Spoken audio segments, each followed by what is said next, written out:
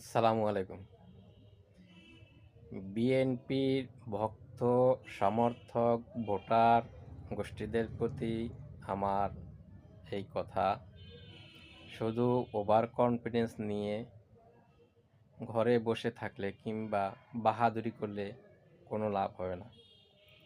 মাঠে ঘাটে সবার সাথে যোগাযোগ করতে হবে, ভালো আচরণ করতে হবে, ভোট চাইতে হবে এবং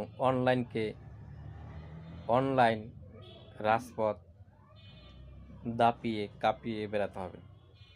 অনলাইনে ঢুকলে শুধু একটা দলেরই